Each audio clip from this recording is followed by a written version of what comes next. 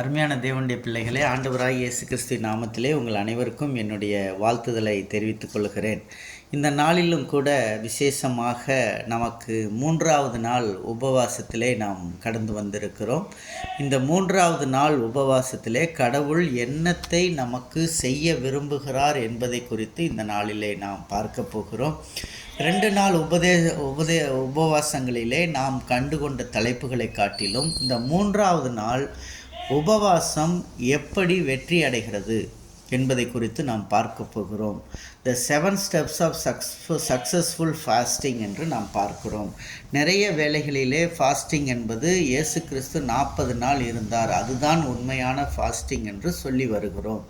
ஆனால் வேதத்திலே பல ஆதாரங்கள் உள்ளன. ஒரு நாள் உபவாசித்து ஜெபித்ததும், 3 நாட்கள் உபவாசித்ததும், 7 நாட்கள் உபவாசித்ததும், 11 நாட்கள் உபவாசித்ததும், 40 நாள் உபவாசித்த போன்ற பல ஆதாரங்கள் இருப்பதினாலே உபவாசத்தின் முக்கியத்துவத்தை குறித்து இந்த நாளிலே நாம் பார்க்க இருக்கிறோம். முதலாவது படி உபவாசத்திலே உபவாசத்தின் நோக்கம் என்ன? Set your objectives. எதற்காக உபவாசம் இருக்கிறோமோ அந்த காரியத்தை நம்முடைய அப்ஜெக்டிவ்ஸை செட் பண்ணிக்கணும். அதை நம்ம டைரியிலையோ நம்முடைய புக்ஸ்லேயோ எதில் ஒன்றில் ரிட்டர்ன் பண்ணி, நான் இதுக்காக தான் உபவாசம் இருக்கிறேன், இந்த காரணத்துக்கு தான் இருக்க போகிறேன் அப்படின்றத நம்ம செட் யுவர் அப்ஜெக்டிவ்ஸ். அது முதல் காரியம். முதல் நாளில் நான் அதை சொல்லிவிட்டேன்.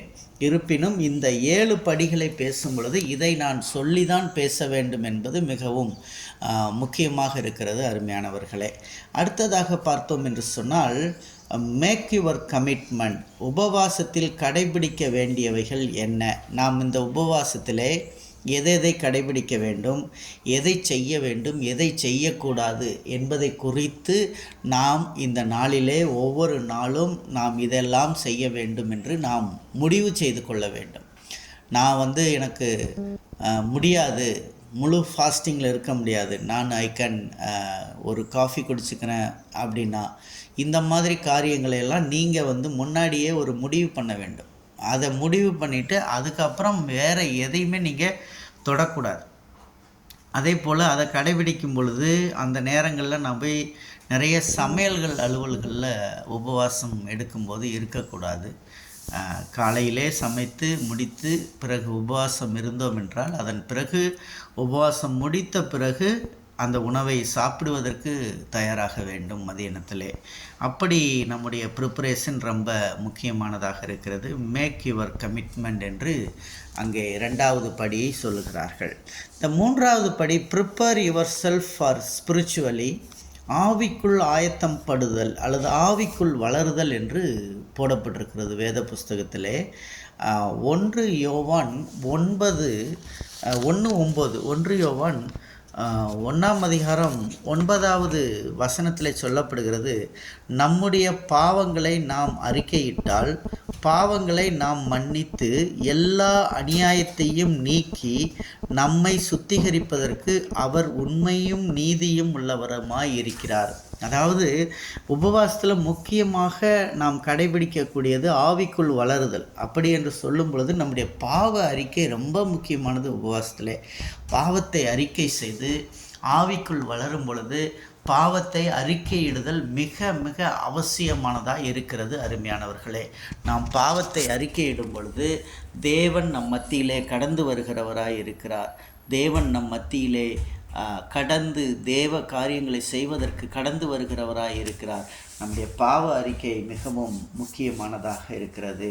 அடுத்ததாக மார்க்கு 11ஆம் அதிகாரம் 25வது வசனத்தை எடுத்துக்கொண்டோம் என்று சொன்னால், அதிலே சொல்லப்படுகிறது, நீங்கள் ஜெபம் பண்ணும் பொழுது எவைகளை கேட்டுக்கொள்வீர்களோ அவைகளை பெற்றுக்கொள்வோம் என்று விசுவாசத்தையும் அப்பொழுது அவைகள் உங்களுக்கு உண்டாகும் என்று சொல்லுகிறேன். நீங்கள் நின்று ஜெபம் பண்ணும்போது ஒருவன் பேரில் உங்களுக்கு யாதொரு குறை உண்டானால் பரலோகத்தில் இருக்கிற உங்கள் பிதா உங்கள் தப்பிதங்களை உங்களுக்கு மன்னிக்கும்படி அதை குறையை அவனுக்கு மன்னியுங்கள் என்று இங்கே சொல்லுகிறதை நாம் பார்க்கிறோம். நம்ம யாருக்கிட்டையாவது கசப்பு வச்சுட்டு நம்ம மனைவி மேலேயோ நம்முடைய சகோதரன் மேலேயோ நம்முடைய குடும்பத்தின் உறவுகள் மேலேயோ ஏ டு ஜெட் யாராக இருக்கலாம். கசப்பு என்பது யார் மேலேயும் வச்சுக்கிட்டு ஃபாஸ்டிங் இருக்கக்கூடாது. கசப்பை அவனை மன்னிக்கணும். அவன் தப்பிதங்களை, அவன் குறைகளை, அவனுடைய இதை மனசார மன்னிச்சுட்டு தான் நம்ம இந்த உபவாசத்தில் இருக்கணும். அருமையான தேவனுடைய பிள்ளைகளை, ஒருவேளை கணவன் மனைவி சண்டை போட்டிருந்தா கூட அதை ஒப்புரவாயிடணும். ஏன்னா இந்த உபவாசம் ஒப்புரவு ஆக்கும், நிச்சயமாக ஒப்புரவாக்கும். அதுபோல் ஒரு அவிசுவாசியான கணவன்கிட்ட நம்ம போய் மன்னிப்பு கேட்குறது தப்பு கிடையாது. அது மன்னிப்பு கேட்டு அவன் தப்பே பண்ணியிருக்கலாம். ஆனால் நம்ம மன்னிப்பு கேட்கும்போது அவனுக்குள்ளே கர்த்தர் இடைப்பட ஆரம்பிப்பார். அவன் கர்த்தருக்குள்ளே வளருவதற்கு ஒரு பயனுள்ளதாக இருக்கும். அடுத்ததாக பார்க்குறோம், கலாத்தியர் 5:16 நம்ம பார்த்தோன்னா, கலாத்தியர் புஸ்தகத்தில் 5:16 நம்ம பார்க்கும்போது அந்த வசனங்கள் எல்லாமே நமக்கு ஒரு ஆணித்தரமான காரியங்களை சொல்லுகிறதை நாம் பார்க்குறோம். இந்த கலாத்தியர் புஸ்தகத்தில் 5:16 பாருங்கள். 5:16 நமக்கு இன்னும் தெளிவான சில காரியங்களை அங்கே சொல்கிறாங்க. அதை நான் உங்களுக்கு சொல்கிறேன். பின்னும் நான் சொல்லுகிறது என்னவென்றால், ஆவிக்கேற்றபடி நடந்து கொள்ளுங்கள், அப்பொழுது மாம்ச இச்சையை நிறைவேற்றாதிருப்பீர்கள். இப்போ நம்ம ஃபாஸ்டிங் இருக்கிறதுனால நிறைய அந்த மாம்ச இச்சை நம்மளை விட்டு விலகிடும். நிறையா ஃபாஸ்டிங் இருக்கிறதுனால மாம்ச எண்ணங்கள், மாம்ச இச்சைகள் நம்மளை விட்டு விலகிறோம். மாம்சம் ஆவிக்கு விரோதமாகவும் ஆவி மாம்சத்துக்கு விரோதமாகவும் இச்சிக்கிறது. மாம்சம் ஆவிக்கு விரோதமாகவும் ஆவி மாம்சத்துக்கு விரோதமாகவும் இச்சிக்கிறது. நீங்கள் செய்ய வேண்டும் என்றிருக்கிறவைகளை செய்யாதபடி இவைகளை ஒன்றுக்கொன்று விரோதமாக இருக்கிறது. ஆவியினால் நடத்தப்படுவீர்களானால் நீங்கள் நியாயப்பிரமாணத்திற்கு கீழ்ப்பட்டவர்கள் அல்ல. நியாயப்பிரமாண புஸ்தகத்தில் எழுதியிருக்கிறதெல்லாம் நமக்கு தேவை கிடையாது.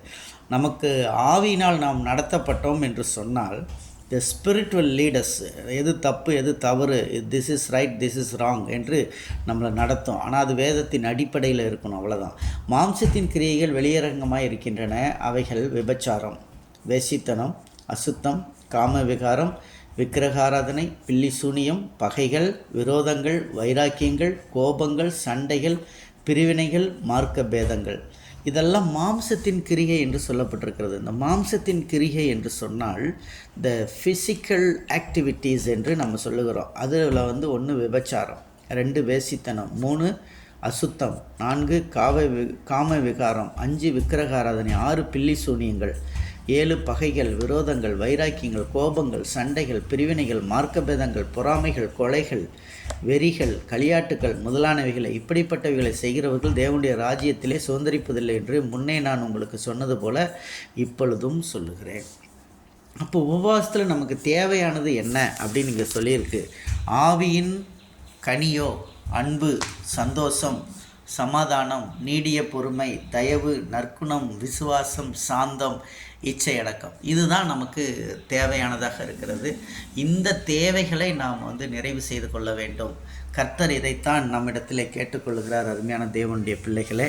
ஆகவே ப்ரிப்பேர் யுவர் செல்ஃப் ஸ்பிரிச்சுவலி. நீங்கள் ஆவிக்குள்ளே உங்களை தயார் பண்ணிக்கங்க. அடுத்ததாக ப்ரிப்பேர் யுவர் செல்ஃப் ஃபிசிக்கலியும் நம்ம நம்மளை உடல் ஆரோக்கியத்துக்கு நல்லது. உபவாசம் ரொம்ப நாள் சாப்பிட்டு டெய்லி சாப்பிட்டுட்டே இருக்கிறது போது ஒரு 3 நாட்கள் ஒரு வேளை சாப்பிடாமலோ 2 வேளை சாப்பிடாமலோ இருப்பது நம்முடைய உடலுக்கு நல்லது. வயிற்றில் இருக்கும் கொழுப்புகளை கரைக்கும், உடலில் இருக்கும் உடல் பகுதிகளில் இருக்கும் கொழுப்புகளை கரைக்கும் என்று சொல்கிறார்கள். ஆகவே அது உடலுக்கு நல்லது. இந்த மாதிரி ஃபாஸ்டிங் இருக்கிற நேரத்தில், ஃபாஸ்டிங் நேரங்களில் பிபி டேப்லெட்டு, சுகர் டேப்லெட்லாம் எடுக்கலாமா அப்படின்னு நிறைய பேர் கேட்பீங்க. பட் பிபி சுகர் டேப்லெட்டை அவாய்ட் பண்ணி ஃபாஸ்டிங் முடித்து நீங்கள் ஃபுட்டு எடுக்கிறதுக்கு முன்னாடி எடுக்கக்கூடிய டேப்லெட், மார்னிங் எடுக்கக்கூடிய டேப்லெட்டை அந்த ஃபுட்டு எடுக்கிறதுக்கு, மதியானம் ஃபுட்டு எடுக்கிறதுக்கு முன்னாடி எடுத்துக்கிட்டு, அந்த எம்டி ஸ்டமக்ஸ் டேப்லெட்ஸ்ன்னு சிலது இருந்தால் அதை முன்னாடி எடுத்துகிட்டு, அதுக்கப்புறம் சாப்பிட்டதுக்கப்புறம் எடுக்கக்கூடிய சாப்பிட்ட மதியம் அந்த உபவாசத்துக்கு பிறகு நம்ம எடுக்கக்கூடிய உணவுக்கு அப்புறம் எடுத்துக்கொள்ளலாம். இது சரியானதாக இருக்கும் என்று நான் கருதுகிறேன். ஆனால் இயேசு கிறிஸ்துவை போல நாம் உபவாசத்தை இருப்பது மிகவும் கடினமானது. அந்த காலங்களிலே அது அவருக்கு சாத்தியமானது. நமக்கு அது சாத்தியமா என்று சொல்லி கேட்டால் அது மிகவும் சாத்தியமில்லை. அது எப்படி அவர் 40 நாட்கள் இருந்தார் என்பது அது தேவ வல்லமை தான் என்று நாம் சொல்ல வேண்டும். தேவ வல்லமை ஒருவேளை நமக்கு இருந்தால் நாம் இருக்கலாம். நான் அதிகபட்சமாக ஒரு 11 நாள் இளம் வயதிலே இருந்திருக்கிறேன். அன்றைக்கு இருந்த காலகட்டத்திலே அந்த 11 நாட்களும் மிகவும் கடுமையான போராட்டங்களாக இருந்தது. ஆனால் அப்படி இருந்து அந்த 11வது நாள் நான் பஸ்ஸிலே போகும் பொழுது, வாகனத்திலே செல்லும் பொழுது, அங்கே வாகனத்துக்குள்ளே ஏறி உட்கார்ந்த உடனே முன்னாடி பகுதியிலிருந்து ஒரு பிசாசு பிடித்த பெண் என்னிடத்திலே பக்கத்தில் வந்து முழங்கால் போட்டு ஆட ஆரம்பித்தாள். அவளை இயேசுவின் நாமத்திலே அவளை விரட்டி அந்த பிசாசை கேஸ்ட் அவுட் செய்து விட்டு போனேன். இப்படி நிறைய அற்புதங்கள் நடக்கும். நம்ம எந்த வீட்டுக்குள்ளே நுழையிறோமோ அந்த வீட்டுக்குள்ளே இருக்க பிசாசு ஓடி போயிடும். ஆல் ஈவில்ஸ் வந்து நம்மளை விட்டு போயிடும். இது அந்த ஃபாஸ்டிங்கினுடைய பவர், அது ஒரு வல்லமை உள்ளதாக இருக்கிறது. அதை நம்ம அறிந்திருக்கிறோம். கடைசியாக இப்போ 5வது காரியம், ஒரு அட்டவணைப்படுத்தி கொள்ளணும். Put your schedule, you as a schedule. நமக்குள்ளே ஒரு ஷெட்யூல் வச்சுக்கணும். நான் இந்த டைம்லேருந்து இந்த டைம் வரை ஜெபிப்பேன், இதுக்கு மேலே வந்து நான் உணவு எடுப்பேன் அப்படின்ற மாதிரி ஒரு ஷெட்யூலை வச்சுட்டு தான் நம்ம வந்து உபவாசத்தை அரேஞ்ச் பண்ணணும். அந்த 3 டேஸில் நம்ம ஆல்ரெடி ஷெட்யூல் பண்ணியிருப்போம். அந்த ஷெட்யூலை கரெக்டாக ஃபாலோ பண்ணோமான்னு இன்றைக்கி செக் பண்ண வேண்டிய டே, 3rd டே, அதை நம்ம செக் பண்ணிக்கணும். கடைசியாக பார்த்திங்கன்னா, ஃபாஸ்டிங்கை வந்து நம்ம விடுற நேரம், விடும்போது எப்படியெல்லாம் பண்ணணும் அப்படின்றத நம்ம பார்க்குறோம். ஃபாஸ்டிங்கை வந்து டெய்லி மொதல் நாள் விட்டோம், 2வது நாள் விட்டோம், 3வது நாள் விட்டோம். மொதல் நாள் எப்பயுமே வந்து வெஜிடபிள் சாலடு, வெஜிடபிள்ஸு அந்த மாதிரி எடுத்துக்கணுமா. 2வது நாள் வந்து பேக்டு ஃபுட்ஸ் எடுத்துக்கணுமா. 3வது நாள் வந்து நார்மல் டயட் எடுத்துக்கலாம் அப்படின்றாங்க. இந்த 3 டேஸ் ஃபாஸ்டிங்க்கான ஒரு முறையை சொல்கிறாங்க. அந்த மாதிரி நம்ம எடுத்துக்கொள்ளலாம். அதே மாதிரி 7வது காரியம், உபவாசத்தினுடைய 7வது காரியம், எக்ஸ்பெக்டிங் த ரிசல்ட். கர்த்தர் என்ன செய்வார் எனக்கு இந்த ஃபாஸ்டிங்கில் அப்படின்னு நம்ம ஒரு ரிசல்ட்டை எதிர்பார்க்கணும். அந்த ரிசல்ட் நடக்குமா? நிச்சயமாக நடக்கும். நீங்கள் எடுத்துருக்கிற ஃபாஸ்டிங் நிச்சயமாக சக்ஸஸ் ஆகும். முக்கியமாக வந்து குடும்பத்தில் சாபங்கள் நிறைஞ்சிருக்கும். இந்த 3 டேஸ் ஃபாஸ்டிங்கில் சாபங்கள் நீங்க முடியாது. ஃபேமிலி ஜென்ரேஷன் கர்ஸ் நீங்க முடியாது. நீங்கள் ஜெபிச்சிங்கன்னா உங்களுக்குள்ள ஆசீர்வாதங்கள் கடந்து வரும். நிறைய குடும்பத்தில் சாபங்கள் இருக்கும். அந்த சாபம் ஜென்ரேஷன் ஆஃப்டர் ஜென்ரேஷன் வந்துக்கிட்டே இருக்கும். நம்ம முற்பதாக்கள்கிட்ட இருக்கோம், அவங்க முன் ஜென்ரேஷன்கிட்ட இருக்கோம், அது இன்றைக்கி நம்மக்கிட்ட இருக்கும்.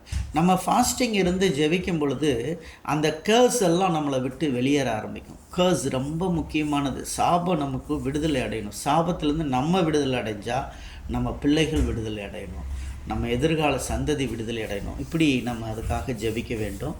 ஏன்னா நமக்கு முன்னோர்கள் சாபத்தினால் நம்முடைய தாய் தகப்பன்மார் பாதிக்கப்பட்டிருப்பாங்க. அந்த சாபம் நம்மளை பாதிப்புக்குள்ளே கொண்டு வந்திருக்கோம். இப்போ நம்ம பிள்ளைகளுக்கு அந்த ஆசீர்வாதம் செல்ல வேண்டும் என்றால் நாம் உபவாசம் இருந்து நம்ம பிள்ளைகளுக்கு நம்ம பட்டுக்கிற எந்த கஷ்டமும் வராதபடி, வெரி ஃபைனான்சியல் கிரைசஸ் அல்லது வேறு எந்த கிரைசஸும் நம்ம பிள்ளைகள் சந்திக்கக்கூடாது. எஸ்பெஷலி மருத்துவமனைக்கு போகிறது, ஹாஸ்பிட்டல் செலவு, இதெல்லாம் நம்ம பிள்ளைகள் சந்திக்கக்கூடாது என்று சொல்லி நாம் ஜெபித்து கொள்ள வேண்டும் ஒவ்வொரு நாளும். என்ற இந்த ஃபாஸ்டிங்கில் நம்ம புது வருஷத்தை காண போகிறோம். இன்றைக்கி last day of this year. இந்த வருஷத்தினுடைய கடைசி வருஷத்தில் நம்ம இருக்கோம்.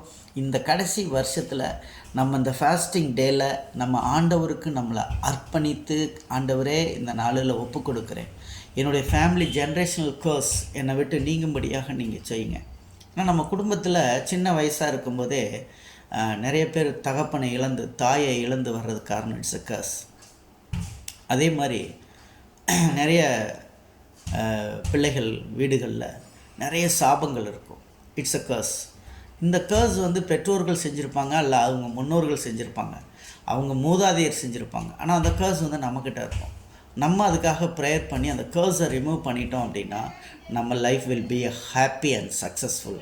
அதனால் தேவனுடைய பிள்ளைகளை இந்த 7 ஸ்டெப்பை ஞாபகம் வச்சுக்கோங்க. ஒன்று வந்து செட் யுவர் அப்ஜெக்டிவ்ஸ். உபவாசத்தினுடைய நோக்கத்தை நீங்கள் வகித்து கொள்ளுங்கள். 2வது காரியம், உபவாசத்தை கடைபிடிக்க வேண்டியவைகள் என்னென்ன என்பதை நீங்கள் முடிவு செய்து கொள்ளுங்கள். 3வது காரியம், ஆவிக்குள் ஆயத்தமாகுங்கள். 4வது காரியம், ஃபிசிக்கலியும் உங்கள் உடலுக்கு ஒரு ஆரோக்கியத்தை கொடுக்கக்கூடியது உபவாசம் நல்லது. 5வது காரியம், உங்களை அட்டவணைப்படுத்தி கொள்ளுங்கள். உபவாச நேரங்களிலே எல்லா அலுவல்களையும் செய்யக்கூடாது, குறிப்பிட்ட அலுவல்களை செய்து கொண்டு உபவாசம் இருக்கலாம். இன்னும் வெளிநாடுகளிலே பார்த்தோம் என்று சொன்னால் சாத்தான் சபைக்கு உபவாசம் இருக்கிறார்கள். ஒரு ஊழியக்காரர் பயணம் பண்ணி போகிறார். அவர் ஃப்ளைட்டில் உட்காந்து வேத புஸ்தகத்தை படித்து கொண்டு இருக்கிறார். பக்கத்தில் ஒரு அம்மா இருக்கிறார்கள். அந்த அம்மா எதுவுமே சாப்பிடவில்லை. இவர் வாங்கி வேத புஸ்தகத்தை படித்து கொண்டு, இவர் ஃபாஸ்டிங் இல்லை, அதனால் வேத புஸ்தகம் படித்து விட்டு ஜூஸ் குடிக்கிறார், எல்லாம் குடித்து கொண்டு இருக்கிறார். அப்படி இருக்கும்போது பக்கத்தில் இருக்க அந்த அம்மாட்ட கேட்டார், நீங்கள் எதுவுமே சாப்பிட்லையே, எதுவும் இவை அப்படின்னு கேட்கும் பொழுது, நான் இப்பொழுது சாத்தானுக்காக ஃபாஸ்டிங் இருக்கிறேன் என்று அந்த அம்மா சொல்லுகிறார். ஒரு உலகத்தில் இருக்கிற ஒரு பெண்மணி சாத்தானுக்காக ஃபாஸ்டிங் இருந்து ஃப்ளைட்டில் ஒரு சின்ன ட்ரிங்க்ஸு கூட குடிக்காமல் போவாங்க அப்படின்னா, நம்ம நல்ல பிள்ளைங்க, கடவுள் பிள்ளைங்க, நம்ம கடவுளுக்காக ஃபாஸ்டிங், நமக்கும் கடவுளுக்குள்ள உறவுக்காக நம்ம ஃபாஸ்டிங் இருந்து நம்ம செய்ய வேண்டியது அதிக நிச்சயமாக இருக்கிறது. ஆகவே தேவனுடைய பிள்ளைகளே, இந்த 3வது நாள் ஃபாஸ்டிங்கில் உங்களுக்கு கடைசி காரியம், நீங்கள் எதிர்பார்ப்பது தேவனிடத்தில் பதிலை எதிர்பாருங்கள். God will give an answer. நீங்கள் எடுத்த உபவாசத்திற்கு தேவன் ஒரு பதிலை கொடுப்பார். ஆகவே தேவனுடைய பிள்ளைகளே, நீங்கள் அவரிடத்திலிருந்து பதிலை எதிர்நோக்குங்கள். தேவன் உங்களை ஆசீர்வதிப்பாராக. May God bless you. நாம் ஜெபிப்போம். அன்பின் கர்த்தாவே, உம்மை துதிக்கிறோம், உம்மை ஸ்தோத்தரிக்கிறோம். விசேஷமாக இந்த உபவாசத்தில் 3வது நாள் இந்த உபவாசத்தில் கலந்து கொண்ட இந்த பிள்ளைகளுக்காக நேற்றைய தினத்தில் 23 பிள்ளைகள் நம்முடைய செய்தியை கேட்டிருக்கிறார்கள். அந்த 23 பிள்ளைகளும் ரட்சிக்கப்பட்டு தேவனுடைய அவர்களுடைய உபவாசங்கள் எல்லாம் கேட்கப்பட உதவி செய்யும்படியாக செபிக்கிறேன். இன்றைய தினத்தில் கேட்கப்படுகிற அந்த பிள்ளைகள் எல்லாருக்காக நான் செபிக்கிறேன். அவர்கள் இந்த செய்தியை கேட்டு மனம் மாறி கர்த்தர் பெரிய அற்புதங்களை அவர்கள் வாழ்க்கையிலே செய்யும்படியாக, அவர்களுடைய ஜென்ரேஷனல் கர்ஸ், அவர்கள் செய்த பாவத்தினுடைய சாபங்கள், இன்றைக்கு அவர்களுடைய வாழ்க்கையில் இருக்கிற பிரச்சனைகள், கர்ஸ் எல்லாம் ரிமூவ் ஆகும்படியாக நான் செபிக்கிறேன். உமக்கு நன்றி, உம்மை துதிக்கிறேன், உம்மை ஸ்தோத்தரிக்கிறேன். நசரேயனாகிய இயேசுவின் நாமத்தில் வேண்டிக் கொள்கிறேன் பரமபிதாவே, ஆமென். அருமையானவர்களே, புது வருடத்திற்கு நாம் கடந்து செல்ல போகிறோம். சில மணி நேரங்களிலே நாம் நியூ இயருக்குள்ளே போயிடுவோம். But the new year will be a blessed new year. After that night இன்றைக்கி சர்வீஸ் இருக்குது. 10 மணிக்கு ஆரம்பித்து நம்ம 2 மணிக்கு சர்ச்சில் முடிக்க போகிறோம். அந்த சர்வீஸில் எல்லோரும் வாங்க, தேவனுடைய செய்தியை கேளுங்க. தேவன் உங்களை ஆசீர்வதிப்பார். May God plus.